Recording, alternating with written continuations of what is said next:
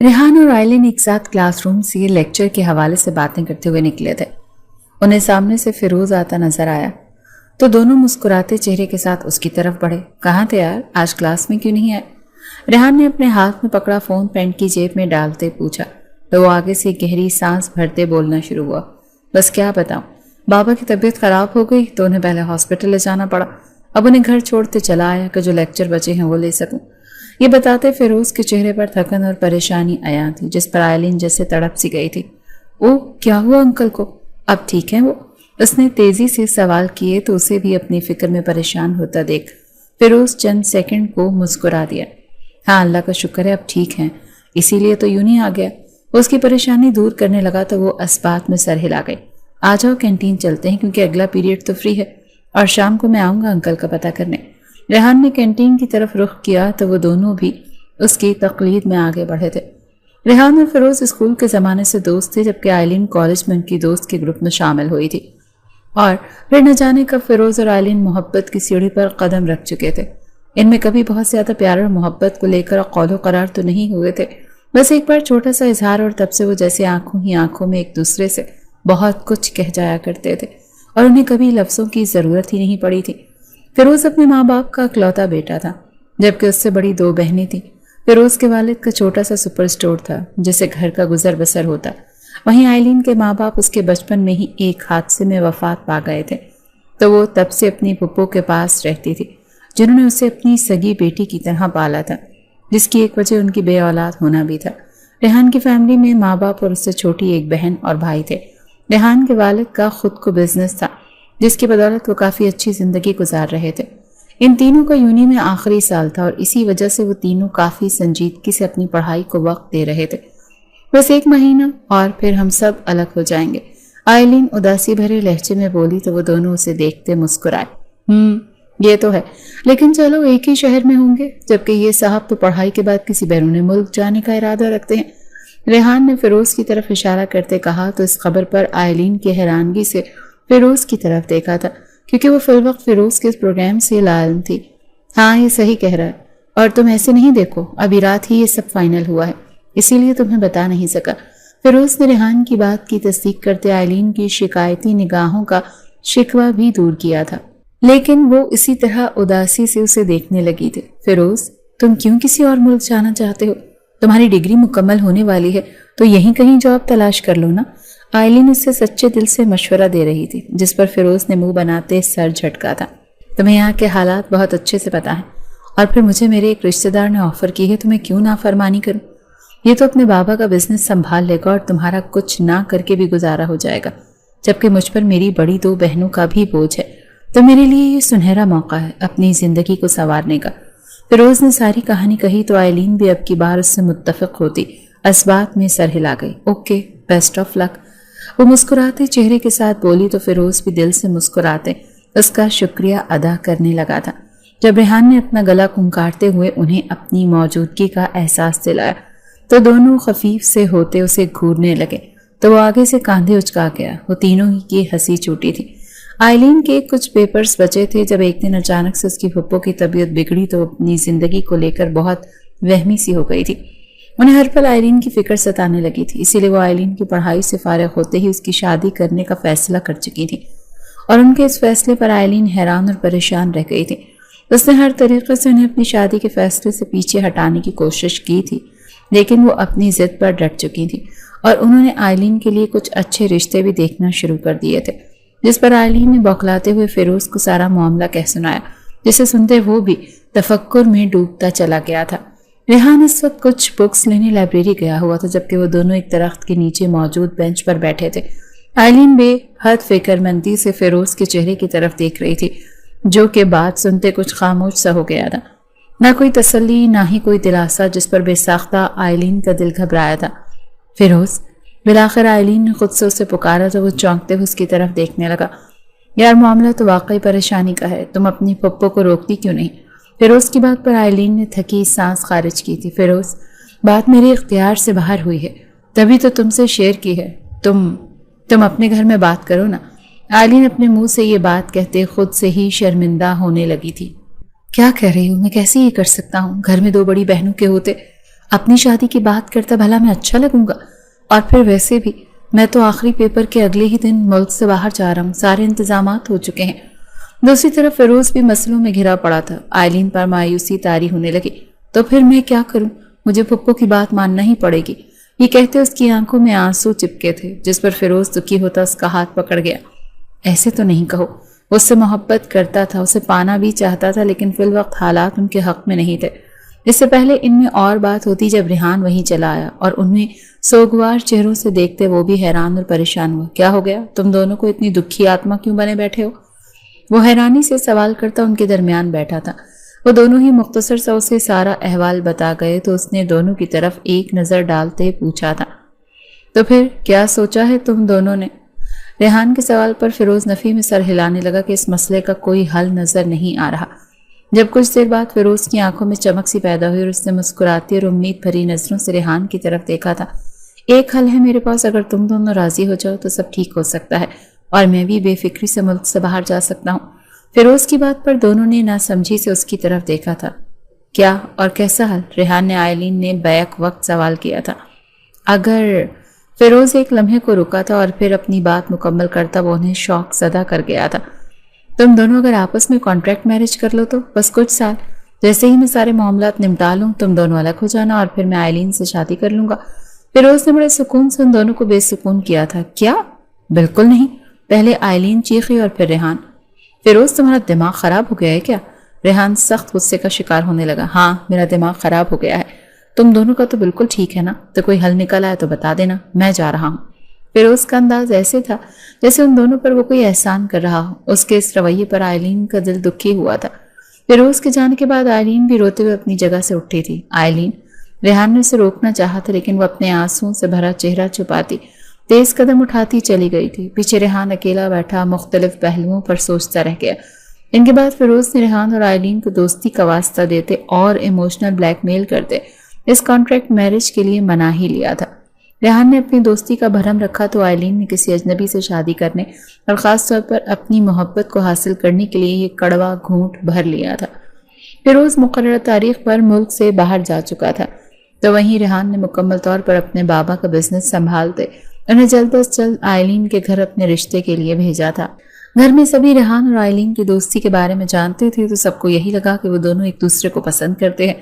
ریحان کے گھر والے کافی روشن خیال تھے کہ انہیں ریحان کے خود سے آئلین کو پسند کرنے پر کوئی اعتراض نہیں ہوا تھا، بلکہ سب کو ہی آئلین بہت پسند آئی تھی۔ تو یہ مرحلہ سر ہونے پر ریحان کچھ پرسکون ہوا تھا کہ اب آگے کے تمام مراحل یقیناً آسان ہونے والے تھے، مگر یہ بات آنے والے وقت میں اس کی خام خیالی ثابت ہونے والی تھی۔ آج ریحان اور آئلین کی مہندی کا فنکشن ایک ساتھ رکھا گیا تھا۔ اسٹیج پر ایک ساتھ بیٹھے وہ دونوں ہی ایک دوسرے سے نظریں چرا رہے تھے، جس کی وجہ کہ انہوں نے کبھی یہ سب ایسا سوچا ہی نہیں تھا۔ آئلین کو ہمیشہ ریحان نے فیروز کے ساتھ سوچا تھا، تو وہیں آئلین نے فیروز کے علاوہ اپنی زندگی میں کسی کا تصور نہیں کیا تھا۔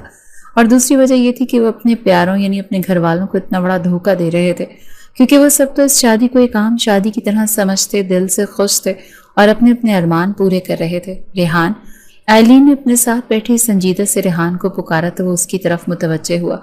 وہ جب سے آیا تھا سامنے دیکھ رہا تھا، اس نے یہاں آئلین کو دیکھنے کے سوا سب چیزوں کو دیکھا تھا، اور اب اس نے اچانک سے پکارا تو بے اختیار اس کی طرف چہرہ موڑ گیا، اور پھر وہ جلدی اپنی نظر آئلین کے منموہنے چہرے سے ہٹا نہیں سکا تھا کہ وہ اس وقت مہندی کی مناسبت سے گرین اور ملٹی شیڈ لہنگے اور دوپٹے میں انتہا کی خوبصورت لگ رہی تھی۔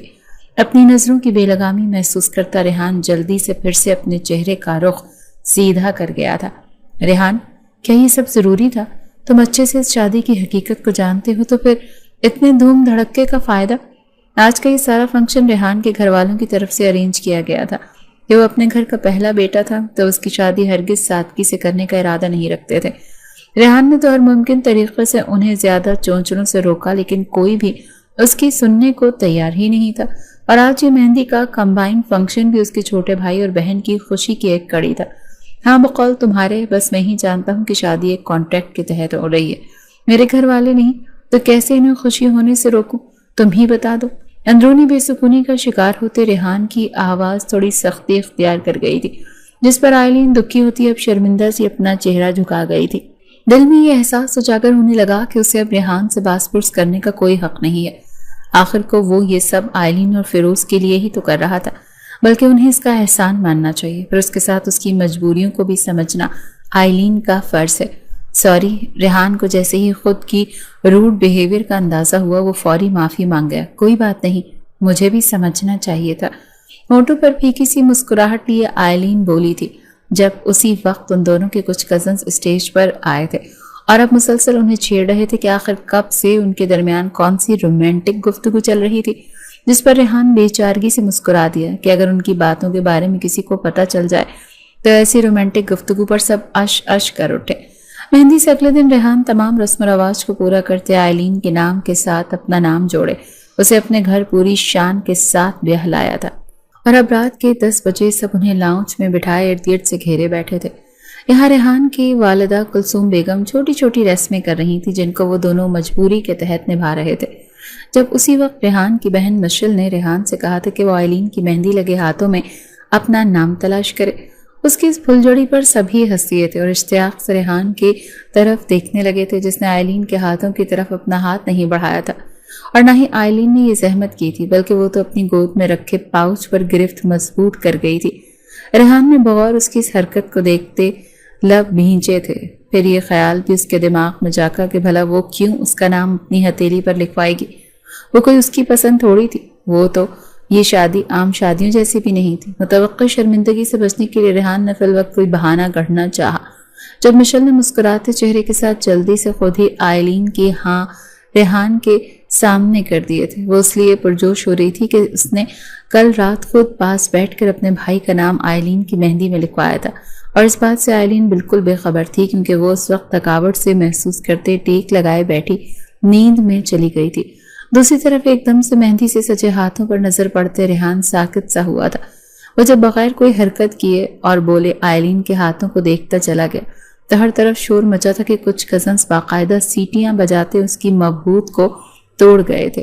وہ اپنی اس حرکت پر شدید سا ہو کر رہ گیا تھا، اور پھر سب کو پوری طرح اپنی طرف متوجہ دیکھ کر وہ ہمت کرتا آئلین کے دوسرے ہاتھوں کو اپنے ہاتھوں کا سہارا دیتے دھڑکتے دل کے ساتھ ان پر ذرا سا جھکتے اپنا نام تلاش کرنے لگا، جبکہ دل تو آئلین کا بھی زور زور سے دھڑکنے لگا تھا۔ ایسی صورتحال کا تو اس نے کبھی تصور بھی نہیں کیا تھا۔ وہ اپنے خشک پڑتے لبوں پر زبان پھیرتے انہیں تر کرتے کچھ بولنے لگی تھی جب اسی وقت ریحان نے اپنی شہادت کی انگلی اس مقام پر رکھی یہاں اس کے نام کا آر لکھا گیا تھا، اور اسے دیکھتے ہی ریحان حیران ہوا تھا۔ وہیں آئلین حیران اور پریشان سی اپنے ہاتھوں کو اپنے سامنے کر کے دیکھتی ساکت رہ گئی تھی کہ آخر یہ کب ہوا۔ جب مشل کی کھلکھلاتی ہنسی اس کے کانوں میں پڑی تو وہ اسے دیکھنے لگی۔ بھابھی آپ حیران ہو رہی ہیں نا کہ یہ نام کب مہندی والے نے لکھا؟ تو دراصل جب آپ سو رہی تھی تو مہندی والی کے پوچھنے پر میں نے ہی اسے بتا دیا تھا۔ مشل نے اپنی کارستانی خوش ہو کر بتائی تھی، جس پر ریحان تو مسکراتے سر جھٹک گیا، جبکہ آئلین نے لب بھینچتے اپنے ہاتھوں کی مٹھیاں سختی سے بند کی تھی۔ یہ کیا ہو رہا تھا؟ وہ جو اس سب کو آسان سمجھ بیٹھی تھی اب ہر لمحہ اسے اذیت دینے لگا تھا۔ وہ جو اپنا ہر خاص پل فیروز کے ساتھ سوچے ہوئی تھی اس کی جگہ کوئی اور لے چکا تھا۔ اس سے پہلے کہ پھر سے کوئی رسم ان کے درمیان ہوتی جو ان دونوں کو مشکل میں ڈال دیتی، ریحان جلدی سے ایک کال کا بہانہ بناتے وہاں سے اٹھ گیا تھا۔ ریحان کے پاس سے اٹھنے پر آئلین نے سکون بھری سانس لی تھی کیونکہ وہ دونوں سب کے تنگ کرنے پر ایک دوسرے کے بہت نزدیک بیٹھے ہوئے تھے، جس پر آئلین کو اپنا پہلو سلگتا ہوا محسوس ہو رہا تھا۔ کیا یار بھائی، اب نہ جانے کب آئیں؟ میں نے انہیں کہنا تھا کہ وہ بھابھی کو اٹھا کر اپنے کمرے میں لے کر جائیں۔ ریحان کے جانے پر مشل منہ بسوڑتے ہوئے بولی تو اس کے الفاظ پر آئلین کا چہرہ قدرتی طور پر سرخ پڑتا چلا گیا، اور اس نے شکر کیا تھا کہ ریحان اٹھ کر چلا گیا اور اب اسے اس کے واپس آنے سے پہلے کسی طرح کمرے میں پہنچنا تھا۔ اس لیے وہ واش روم جانے کا بہانہ بناتی مشل کو خود کمرے میں لے جانے کا اشارہ کر گئی تو وہ آگے بڑھتے اس کا بھاری لہنگا سنبھالتی اسے ریحان کے کمرے کی طرف لے کر بڑھی تھی۔ کمرے کو حسب روایت شادی کی مناسبت سے بہت ہی رومانوی سے سجایا گیا تھا۔ چاروں طرف نگاہ دوڑاتے آئلین کے چلتے قدم بھاری ہوئے تھے، دل سے بے ساختہ آہ نکلی تھی۔ فیروز، یہ تم مجھے کس مشکل میں ڈال گئے؟ آئلین دل ہی دل میں اس سے مخاطب ہوئی تھی۔ مشل کے جانے کے بعد وہ کمرے میں اکیلی ہوئی تو بیڈ پر گرنے کے سے انداز میں بیٹھتی بے اختیار رو دی تھی کہ خود پر باندھا سب ٹوٹا تھا۔ کچھ دیر رو لینے کے بعد دل پر بنا بوجھ ہلکا ہوا تو وہ تیزی سے ہاتھ چلاتی اپنا بناؤ سنگھار مٹانے لگی۔ وہ کسی صورت ریحان کے سامنے اس حالت میں نہیں رہ سکتی تھی، اسی لیے اس کے کمرے میں آنے سے پہلے ہی وہ آرام دہ حالت میں آنا چاہتے تھے۔ اچھے سے فریش ہوتے آئلین واش روم سے نکلی تو ابھی تک ریحان کمرے میں نہیں آیا تھا، شاید وہ بھی آج اپنے ہی کمرے میں آنے سے کترا رہا تھا۔ ریحان کمرے میں آیا تو آئلین بیڈ سے ایک تکیہ اٹھاتے صوفے پر رکھ رہی تھی، کیونکہ وہ وہیں سونے کا ارادہ رکھتی تھی۔ ریحان دروازے سے تھوڑا آگے آتا، کچھ دیر خاموشی سے کھڑا رہا تو آئلین اس کی طرف دیکھتی عام سے انداز میں بولی، ریحان تم بیڈ پر سو جاؤ، میں ادھر صوفے پر آرام سے سو جاؤں گی۔ وہ شاید دونوں کے درمیان بنے رشتے کے بنا پر پیدا ہوئے تکلف کو ختم کرتے اسی لب و لہجے میں لوٹنا چاہتی تھی جو اس شادی سے پہلے یونیورسٹی کے دنوں میں ان کے درمیان تھا، جبکہ اس کی بات پر ریحان بس سر ہلاتے خود بھی فریش ہونے کے لیے واش روم کی سمت چلا گیا تھا کہ اس وقت اس کا چہرہ سپاٹ سا تھا۔ وہ جو آئلین کو ہمیشہ اپنی ایک اچھی دوست سمجھتا آیا تھا، اب رشتہ بدلتے ہی اس کے جذبات بھی بدلتے چلے گئے تھے اور وہ ان پر بند باندھنے کی کوشش میں تھا، اور کہیں وہ دل ہی دل میں شرمندہ بھی تھا۔ آئلین اور فیروز کے سامنے ان دونوں نے اس پر بھروسہ کیا تھا اور وہ شروعات میں ہی اپنے وعدے سے پلٹنے لگا تھا۔ وہ واش روم میں بند خود پر لعنت ملامت کرتے اپنے دل کو ڈپٹتے۔ کافی دیر بعد باہر آئے تو آئلین صوفے پر لیٹتی، اپنے سوٹ کے ساتھ کہیں دوپٹہ خود پر لیے شاید سو چکی تھی۔ کمرے میں اندھیرا کرتے ریحان بھی بیڈ پر اپنی جگہ پر جا کر لیٹا تھا، لیکن جب آج کروٹ پر کروٹ بدلنے پر بھی نیند نہیں آئی تو تھک ہار کر اپنی آنکھیں کھولتا کمرے میں موجود ہلکی سی روشنی میں آئلین کو دیکھنے لگا تھا، جس کا چہرہ اس کے سامنے تھا۔ وہ چہرے پر معصومیت سجائی گہری نیند میں تھی، اور پھر ریحان بھی اسے دیکھتے دیکھتے آنکھیں بند کرتے سو گیا۔ ولیمے کے بعد ان کی معمول کی زندگی شروع ہو گئی تھی، جس میں آئلین کو گھر میں ایک بہو اور ایک بیوی کی ذمہ داریوں کو نبھانا تھا، اور اس نے خندہ پیشانی سے اپنی بدلتی زندگی کو قبول کیا تھا۔ شاید وہ سمجھوتے کی راہ پر چل پڑی تھی، یا بس فیروز کے آنے کی امید میں اسے یہ ڈرامہ کرنا ہی تھا، تو وہ خود کو مضبوط بناتے یہ وقت خوبصورت طریقے سے گزارنا چاہتی تھی۔ ریحان آفس سے آتے تھکا تھکا سا وہیں لاؤنج کے صوفے پر سر ٹکاتے آنکھیں موند گیا تھا۔ اب اسے کام کی تھکاوٹ سے زیادہ اندرونی خلفشار تھکانے لگے تھے۔ ریحان پانی پی لیں؟ آئلین گھریلو حلیے میں اس کے پاس آتی پانی کا گلاس آگے بڑھائے بولی، تو ریحان نے پٹ سے آنکھیں کھولی تھی۔ اس کے سامنے نئی نویلی دلہن کی مناسبت سے ہلکا پھلکا تیار ہوئی کھڑی تھی۔ ریحان نے اس کے کومل سے چہرے پر نظریں جمائے ایک ٹرانس کی کیفیت مجھ سے پانی کا گلاس تھاما تھا۔ کیا ہوا؟ بہت تھک گئے تم؟ وہ اسی صوفے پر تھوڑے فاصلے پر بیٹھتی بولی، تو ریحان اس کے منہ سے اپنے لیے کبھی آپ اور کبھی تم لفظ پر مسکرایا تھا۔ اپنی بات کا جواب دینے کے بجائے اسے مسکراتے دیکھ آئلین حیران ہوئی تھی۔ اس سے پہلے آئلین اس سے مسکرانے کی وجہ پوچھتی، مشل شور مچاتی وہاں آدم کی، بھابھی میری دوستیں میرے کمرے میں بیٹھی ہیں، انہیں آپ سے ملنا ہے، جلدی سے آ جائیں۔ وہ آئلین کا بازو پکڑتی کھینچنے لگی تو وہ ہنستے ہوئے اٹھ کھڑی ہوئی تھی، جبکہ مشل کی اس حرکت پر ریحان کچھ پریشان ہوا تھا کہ کہیں آئلین برا ہی نہ مان جائے، اسی لیے وہ اسے ٹوک گیا تھا۔ بری بات مشو گڑیا؟ بڑے بھائی کی سنجیدگی بھری آواز پر مشل کی مسکراہٹ سمٹی تو آئلین نے جھٹ سے ریحان کی طرف دیکھتے کچھ بھی بولنے سے منع کیا تھا۔ کوئی بات نہیں، مجھے برا نہیں لگا مشو گڑیا، اس لیے منہ نہیں بناؤ۔ وہ اسے ساتھ لیے اس کے کمرے کی طرف بڑھی تو وہ ایک بار پھر سے چہک اٹھی تھی۔ رات کا وقت تھا، ریحان ابھی کمرے میں نہیں آیا تھا جب آئلین کے فون پر فیروز کا فون آنے لگا تو وہ کال اوکے کرتی کمرے کی بالکنی میں چلی گئی تھی۔ فیروز نے آج کافی دنوں بعد اسے فون کیا تھا۔ اس کا بات کرنے کا انداز آج بہت لیا دیا سا تھا۔ بڑی مشکل سے وہ دونوں ایک دوسرے سے سوچ سوچ کر چھوٹے چھوٹے سوال جواب کرتے بات کر رہے تھے، جب چند منٹ بعد ہی دونوں طرف سے خاموشی چھائی کہ انہیں سمجھ نہیں آئی کہ وہ اب اور کیا بات کریں، جب اچانک سے فیروز کی آواز فون کے سپیکر پر گونجی تھی، آج میں نے تمہاری اور ریحان کی شادی کی تصویریں دیکھی۔ وہ یہ بات کہتے چپ سا ہوا تو آئلین کو سمجھ نہیں آئی کہ وہ اس بات کا کیا جواب دے، تو بڑی مشکل سے وہ بھیجے والے کے بارے میں پوچھنے لگی۔ دماغ میں پہلے ریحان کا نام آیا، لیکن وہ خود ہی اپنی سوچ پر نفی میں سر ہلا گئی۔ کس نے بھیجی؟ فون پر گرفت مضبوط ہوئی تھی۔ ہے ایک میرا اور ریحان کا مشترکہ دوست۔ خیر تم دونوں بہت اچھے لگ رہے تھے ایک ساتھ۔ فیروز نے عجیب سے لہجے میں تعریف کی تو آئلین کو برا سا لگا۔ فیروز یہ سب تمہارا ہی کیا دھرا ہے، اگر تمہاری مجبوریاں تھیں تو ہم بھی مجبوریوں میں گھرے تھے، جس کی وجہ سے ہمیں یہ سب کرنا پڑا۔ آئلین کچھ خفگی بھرے لہجے میں کہتی کال ہی کاٹ گئی کہ دل ایک دم سے اچاٹ سا ہوا تھا۔ وہ کمرے میں آئی تو ریحان الماری سے اپنا نائٹ سوٹ نکال رہا تھا تو وہ شرمندہ سی ہو گئی، کیونکہ فیروز کی کال آنے سے پہلے وہ یہی کام کرنے والی تھی۔ سوری، مجھے یاد نہیں رہا آپ کے کپڑے نکالنے کا۔ آئلین کی دھیمی سی آواز پر ریحان اس کی طرف دیکھتے مسکرایا تھا اور پھر اس کا ہاتھ پکڑے صوفے پر جا بیٹھا۔ میں جانتا ہوں کہ باہر تمہیں ایک عام بہو، بھابھی اور بیوی کا رول پلے کرنا مجبوری ہے، تو کمرے میں کیوں یہ آپ جناب کہنا اور میری خدمتیں ہو رہی ہیں؟ ریحان نے حیرانگی سے پوچھا تو وہ آگے سے مسکراتے اپنا ہاتھ چھڑاتے بولی تھی، جبکہ ریحان نے اس کی اس حرکت کو بہت دل سے محسوس کیا تھا۔ اب تم کہنے کی عادت کو ختم کرنا ہے تو اسی لیے یہاں بھی آپ اسی لیے کہہ رہی ہوں کہ باہر سب کے سامنے بھول نہ جاؤ، اور رہی خدمتیں تو بس چھوٹے چھوٹے سے کام ہی تو ہیں، جب تک نکاح ہے تو یہ میری ذمہ داری ہے۔ وہ حلاوت سے بولتی ریحان کی آنکھوں میں دیکھ رہی تھی، یعنی میری عادتیں بگاڑنے کا ارادہ ہے۔ خود کو سنبھالتے ریحان کا لہجہ شرارت سے بھرا تھا، جس پر وہ ہنستے نفی میں سر ہلانے لگی۔ میری خدمتوں کی عادت لگ بھی جائے گی تو کیا ہوا؟ آپ کی اصل بیوی آپ کی زندگی میں آتے ہی پھر سے سب سنبھال لے گی۔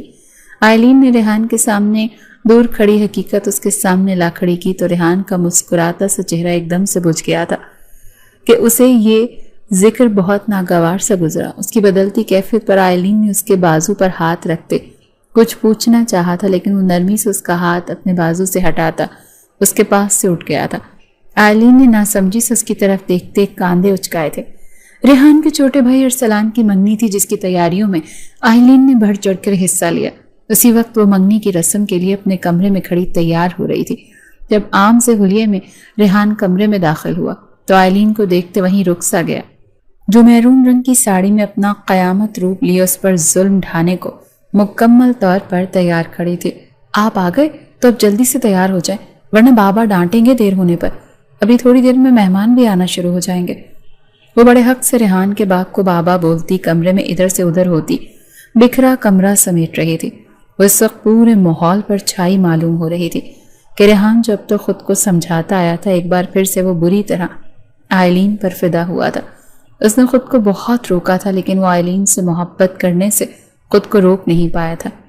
پھر گھڑی پر نظر پڑتے ہی وہ فی الوقت اپنے آپ کو ہر احساس سے برطرف کرتا چینج کرنے کے ارادے سے آگے بڑھا۔ وہ دونوں ایک ساتھ تیار ہوتے کمرے سے نکلے تو سب کی نظر ان پر جمی تھی۔ سب نے ہی ان کے کپل کی بہت زیادہ تعریف کی تھی۔ جب اچانک سے لمبی ہیل کی وجہ سے پاؤں لڑکھڑانے پر آئلین گرنے کو تھی، جب ریحان نے بر وقت اس کے گرد اپنے بازوں کا حصار باندھتے اسے گرنے سے بچایا تھا۔ وہ دونوں کچھ وقت کے لیے سب بھولتے ایک دوسرے کے نزدیک کھڑے آنکھوں میں کھوئے تھے، اور اسی وقت بہت سے موبائل فونز میں ایک خوبصورت سا منظر قید ہوا تھا۔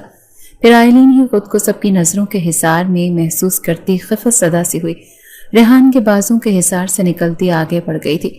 یہاں ایک طرف ان دونوں پر رشک بھری نظریں پڑی تھی تو وہیں ان میں کچھ حسد بھری نظریں بھی شامل تھیں، جن میں ایک ریحان کے دور پار کی کزن کی نظر بھی شامل تھی، جو ریحان کے لیے پسندیدگی کے جذبات رکھتی تھی۔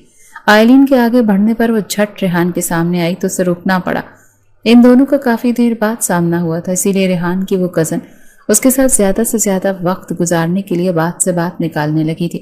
ساتھ ہی وہ کبھی اپنے بالوں میں ہاتھ چلاتی اور کبھی انہیں اپنے کاندھوں پر جھٹکتی، اپنی اداؤں سے ریحان کو زیر کرنے میں مگن تھی، مگر وہ اس بات سے انجان تھی کہ سامنے کھڑا شخص تو پہلے ہی کسی کا اسیر ہو چکا ہے۔ اسٹیج پر رنگ سیریمنی ہونے والی تھی جب ریحان کو وہاں نہ پا کر اسے ارد گرد تلاشا تھا اور اسے ایک لڑکی سے گپیں لگاتے دیکھ آج نہ جانے کس جذبے کے تحت آئلین کا موڈ بگڑا تھا۔ وہ تیز تیز قدم اٹھاتی ان کے پاس آتی بڑے حق سے ریحان کا بازو پکڑ چکی تھی۔ وہ سامنے کھڑی لڑکی کو مکمل نظر انداز کرتے ریحان کو اپنے ساتھ اسٹیج پر آنے کا بولنے لگی، اور ریحان تو جیسے سب بھولا تھا اور آئلین کے ذرا سا کھینچنے پر وہ اس کے ساتھ چلتا چلا گیا تھا، جس پر اس کی کزن اپنا سا منہ لے کر رہ گئی تھی۔ رات کے 2 بجے کا وقت اور وہ دونوں سونے کی تیاریوں میں تھے۔ آئلین ابھی بھی صوفے پر ہی سوتی تھی۔ وہ اپنے ہاتھوں اور پیروں پر لوشن لگاتی کسی سوچ میں گم ریحان سے مخاطب ہوئی تھی۔ ویسے آپ کی کزن کافی خوبصورت تھی، آپ کے ساتھ اچھی لگے گی، وہ کوئی کیفیت میں بول رہی تھی۔ جب ریحان اس کے پاس آ کر بیٹھا تو اسے دیکھنے لگی۔ میرے ساتھ جسے اچھا لگنا ہے، کسے برا، اس کو چھوڑو۔ مجھے تمہارا شکریہ ادا کرنا تھا اس سب کے لیے جو تم میرے گھر والوں کے لیے کرتی ہو۔ تمہیں پتہ ہے کئی عورتیں ماما کے پاس تمہاری تعریفیں کر رہی تھیں کہ انہیں اتنی اچھی بہو ملی ہے۔ ریحان مسکراتے ہوئے بول رہا تھا، دل میں فخر سے جاگا تھا کہ وہ اس کی بیوی تھی۔ شکریہ کس بات کا؟ جب سب لوگ میرا اتنا خیال کرتے ہیں تو میرا بھی تو فرض ہے نا انہیں بدلے میں ایسی ہی محبت دوں، اور یہ صرف آپ کے گھر والے نہیں بلکہ میرے بھی تو گھر والے ہیں۔ وہ رسانیت سے بولتی آخر میں بھولی تھی کہ وہ ان گھر والوں کو دھوکہ دیتے انہیں چھوڑنے والی ہے۔ ان کی شادی کو 6 ماہ کا عرصہ گزر چکا تھا اور اس عرصے میں جیسے آئلین خود کے ماضی کو بھولنے لگی تھی۔ وہ خود کو یہیں کا حصہ سمجھنے لگی تھی۔ اچھا جی، ریحان نے ابرو اچکائے کہا تو وہ بھی اسی کے انداز میں بولی، ہاں جی۔ آئلین کے جواب پر ریحان ہنسا تو آئلین بھی زور سے ہنستی تھی۔ جب اسی وقت ریحان کے فون کی بیل بجی تو وہ حیران ہوتا فون اٹھائے بیڈ کی سائڈ ٹیبل کی طرف آیا تھا اور پھر نمبر دیکھتے وہ کمرے میں بات کرنے کے بجائے بیلکنی میں نکل گیا تھا۔ آئلین ایک نظر اسے دیکھا اور پھر لاپرواہی سے کاندھے جھٹکتی سونے کے لیے لیٹ گئی تھی، لیکن کچھ ہی دیر کے بعد اس کی نیند سے بوجھل آنکھ ذرا سی کھلی تو اس نے بلا ارادہ بیڈ کی سمت نگاہ کی اور وہاں ریحان کو بیڈ گراؤنڈ سے آنکھیں بند کیے ٹیک لگائے بیٹھے دیکھ وہ کچھ حیران ہوئی تھی، اور دوسرا وہ ہاتھ میں پکڑا سیل فون ہولے ہولے سے اپنی پیشانی پر مارتے جیسے کچھ سوچ رہا تھا۔ کیا بات ہے ریحان، آپ ابھی سوئے نہیں؟ سو جائیں، اتنی دیر ہو گئی ہے، صبح آپ کو آفس بھی جانا ہے۔ ایک کیئرنگ بیوی کی طرح بولتی وہ اس کی نیند کے لیے فکر مند ہوئی تھی۔ ریحان نے چونکتے اس کی طرف دیکھا جو پھر سے آنکھیں بند کرنے کی تیاریوں میں تھی۔ ہاں سو رہا ہوں۔ وہ گہری سانس بھرتا فون کو اس سائڈ پر رکھے سونے کے لیے لیٹ گیا۔ آئلین نے اس کا فون کال سننا اور اب پریشان نظر آنے کا سبب جاننا چاہا تھا، لیکن نیند کا غلبہ ہونے کی وجہ سے وہ صبح پر چھوڑ گئی تھی۔ لیکن صبح ہونے پر وہ سب بھول بھال گئی تھی۔ ریحان آفس جا چکا تھا اور کمرے کی صفائی کرتی باہر جانے والی تھی جب اس کا سیل فون بجنے لگا۔ یہاں اس نے پرائیویٹ نمبر دیکھا تو سیل فون کو اٹھانے کے لیے بڑھتے ہاتھ پیچھے ہی رک گئے تھے۔ کال کرنے والا فیروز تھا جو اس سے بات تو کئی دنوں بات کرتا تھا، لیکن اس کا لہجہ کھردرا سا ہونے لگا تھا، اور اس کے ساتھ اس کی ریحان اور آئلین کے رشتے کو لے کر زو معنی باتیں، اس کا آئلین کو کھوجنا کہ ان کے درمیان کیا چل رہا ہے، ایک کمرے میں رہتے ہوئے ایک دوسرے سے کتنے فاصلے پر رہتے ہیں جیسی باتیں کرنا آئلین کو افسوس میں مبتلا کرنے لگے تھا۔ اسے اچھی طرح سے سمجھ آنے لگی تھی کہ فیروز اس پر اور ریحان پر شک کرنے لگا ہے۔ وہ ان دونوں کو نکاح پر فورس کرنے والا بھی خود تھا اور اب خود ہی انہیں ایک ساتھ سوچتے گندی سوچ رکھنے لگا تھا۔ اس کی ایسی باتوں سے آئلین چڑھنے لگی تھی۔ وہ اسے بار بار صفائیاں نہیں دے سکتی تھی، اسی لیے آج اس سے بات کرنے کے بجائے وہ فون کو اس طرح بجتا چھوڑ کر کمرے ہی سے چلی گئی۔ اسے ریحان کے لیے برا لگتا تھا کہ اگر اسے فیروز کی باتیں پتہ چل جائیں تو اسے کتنا برا لگے گا۔ وہ اچھے سے سمجھتی تھی کہ فیروز کے آنے پر تو وہ اس کے ساتھ چلی جائے گی، لیکن ریحان اور اس کی فیملی اور اس صورتحال سے نکلنے میں کافی وقت لگ جائے گا، دنیا والے الگ باتیں بنائیں گے۔ وہ دل ہی دل میں اس کے لیے بہت افسردہ رہنے لگی تھی۔ ہر وقت ہر لمحہ ریحان ہی اس کے دل و دماغ پر حاوی ہونے لگا تھا۔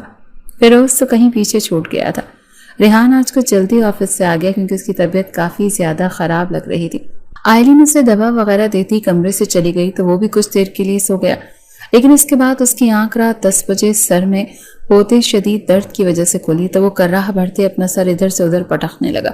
تو آئلین نے جلدی سے اس کی طرف دیکھا، وہ بھی بس اپنی مخصوص جگہ پر لیٹتی سونے لگی تھی، لیکن اب ریحان کو تکلیف میں دیکھتے وہ بیڈ کی جانب چلی آئی تھی۔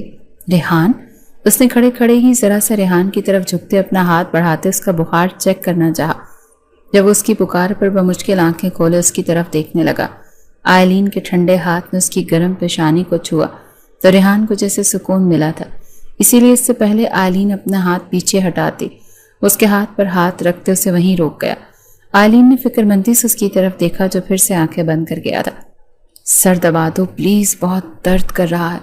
ریحان نے جیسے التجا کی تو آئلین کو جھجکتی ہوئی بیڈ پر بیٹھتے اس کا سر دبانے لگی۔ وہ ریحان کی آنکھوں کے سامنے ٹانگیں نیچے لٹکائے بیٹھی ہوئی تھی۔ ریحان ایک نظر اسے اپنے قریب دیکھتا پھر سے آنکھیں بند کر گیا۔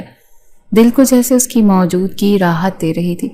ریحان چونکہ نیند پوری ہو چکی تھی تو اس کی ساری حساسیت آئلین کے ہاتھ کے لمس پر تھی جو کہ اس کی پیشانی پر موجود تھا۔ جب کچھ دیر بعد ریحان نے آئلین کے وجود کو جھٹکا لگاتے محسوس کیا تو وہ نیند میں بیٹھی اس کا سر دبا رہی تھی۔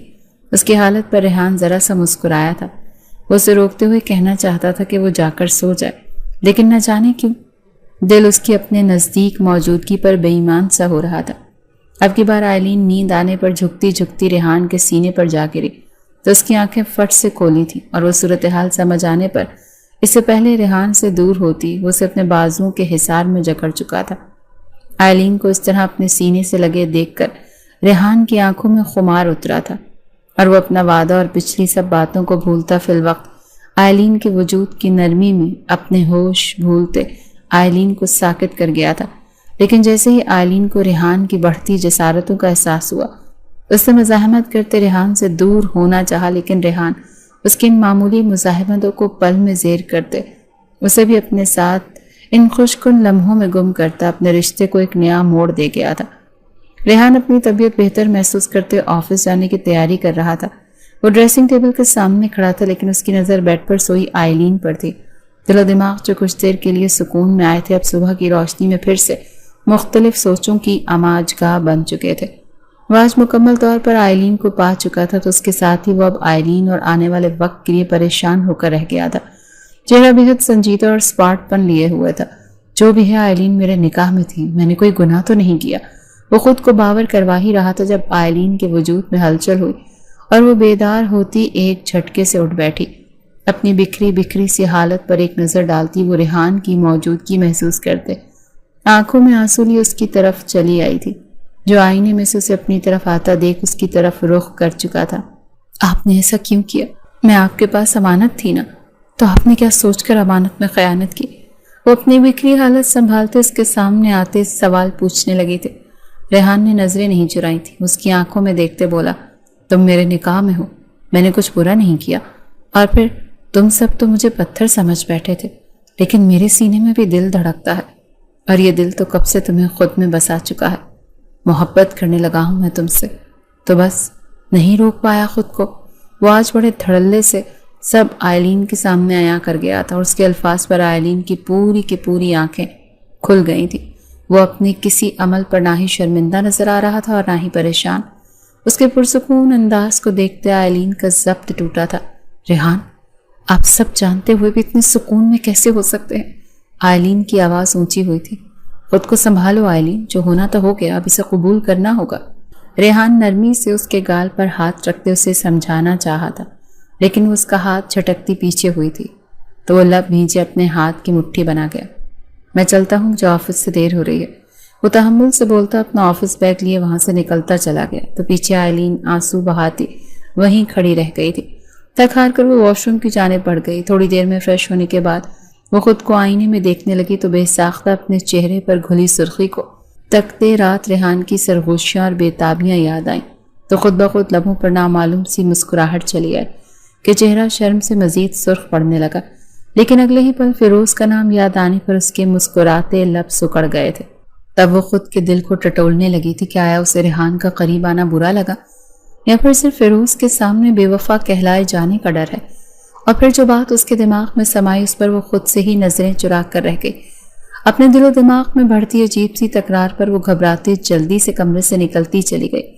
اس کے بعد سے ان دونوں میں تکلف کی ایک دیوار سی بن گئی تھی۔ ان کے درمیان بات چیت بس اب بہت ضروری کام کے علاوہ بالکل بھی نہیں ہوتی تھی۔ ریحان گھر آ کر اکثر فون کال اور اپنے بزنس کے کاموں میں مصروف رہنے لگا، لیکن آئلین نے غور کیا تھا کہ اسے اپنے ارد گرد دیکھتے ہی وہ فون پر بات کرتے کرتے چپ ہو جایا کرتا تھا۔ اس کے اس عمل پر آئلین جلنے کوڑنے لگی تھی، اور وہ یہ سوچنے پر مجبور ہوئی تھی کہ لازماً ریحان کال پر اپنی کزن سے باتیں کرتا ہے، کیونکہ ان کالز کا سلسلہ ریحان کے بھائی کی منگنی کی رات سے تو شروع ہوا تھا۔ وہ ریحان سے بدگمان سی ہونے لگی تھی۔ ریحان اس سے رشتہ بنانے کے باوجود کہ اپنے دوست کے لیے اسے چھوڑنے والا تھا، یہ سوچتے جیسے آئلین کا وجود کسی تپتی آگ میں جا گرا تھا، اور ساتھ ہی اس نے مان لیا تھا کہ ہاں وہ ریحان کے ساتھ خوش ہے۔ اب اسے فیروز کی چاہ نہیں رہی، اور اگر ریحان فیروز کے آنے پر اسے چھوڑ بھی دیتا، لیکن وہ اب کبھی فیروز کو اپنی زندگی میں شامل نہ کر پاتی، کہ ایک عورت کے لیے یہ سب بہت مشکل ہوتا ہے۔ اور پھر اس پر فیروز کی ذہنیت پچھلے کچھ عرصے میں کھل چکی تھی، تو وہ لازمی اسے حاصل کرنے کے بعد ٹارچر کرتا، مگر اپنی ان خود ساختہ سوچوں میں خود کے دل کو جلاتی آئلین نے ریحان سے کوئی باس پرس کرنے کے بجائے چپ اختیار کر لی کہ وہ خود کو اس کے سامنے بے مول نہیں کرنا چاہتی تھی۔ ریحان واش روم میں تھا جب اس کے سیل فون پر کسی کی کال آنے لگی۔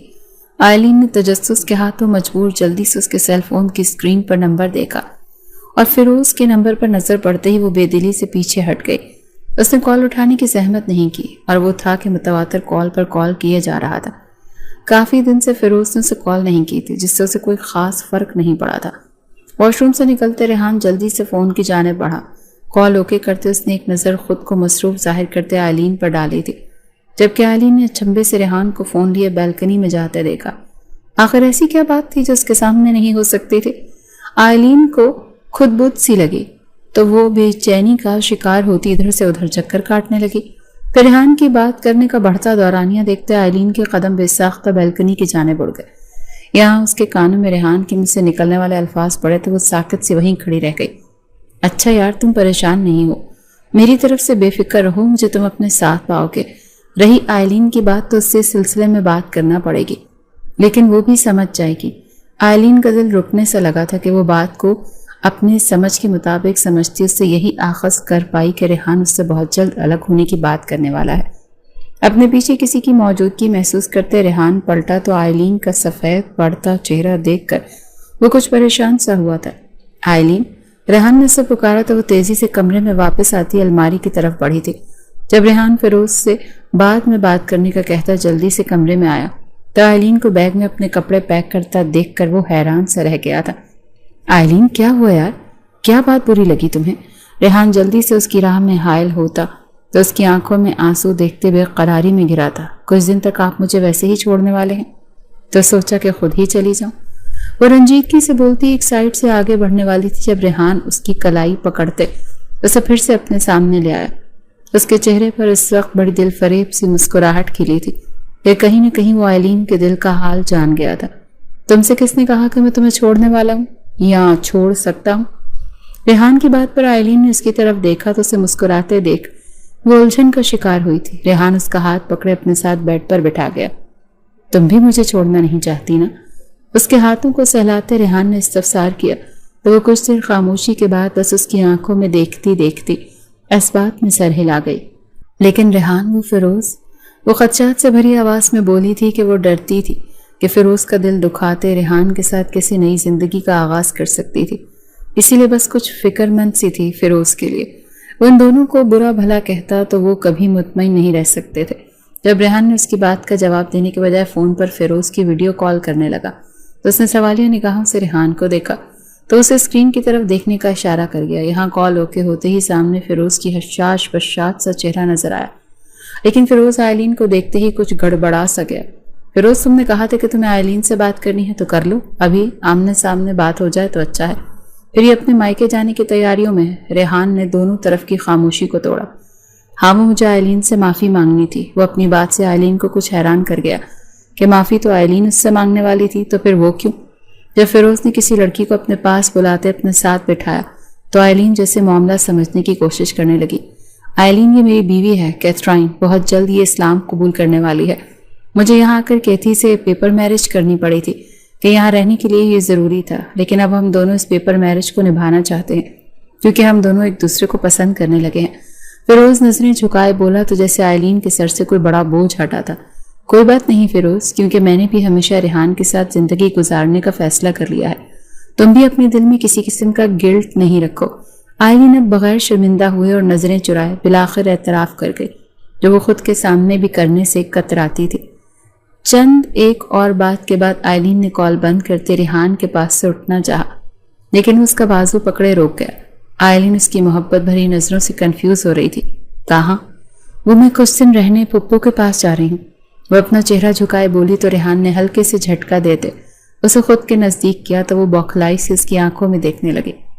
اب جب سب کلیئر ہو گیا ہے تو تم کہیں نہیں جا رہی، سمجھی؟ وہ روب سے بولا تھا۔ اچھا، یہاں رہ کر کیا کروں؟ آپ کو تو اپنے فون اور بزنس سے ہی فرصت نہیں ہے۔ میں نہیں ہوں گی تو آرام سے اپنی کزن سے باتیں کرتے رہنا۔ وہ اس کو صاف کا رویہ یاد کرواتے کسی قدر جلن سے بولی تو وہ آگے سے قہقہہ لگا گیا۔ اف، تمہاری یہ جیلسی!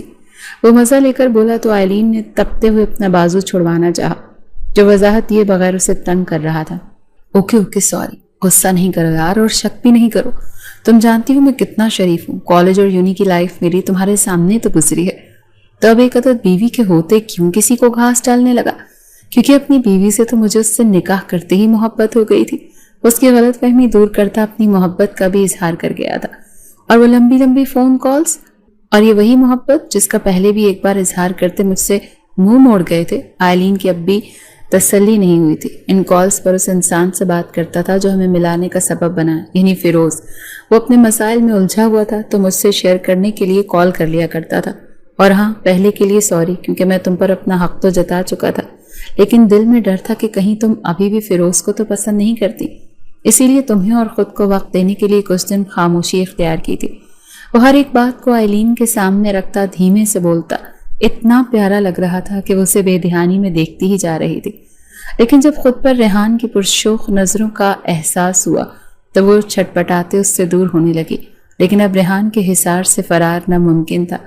آئلین کو بھی اس حصار سے رہائی نہیں چاہیے تھی، اسی لیے اپنی پوری دلی آمادگی کے ساتھ اس کے کاندھے سے سر ٹکائے سکون سے آنکھیں موند گئی تھی۔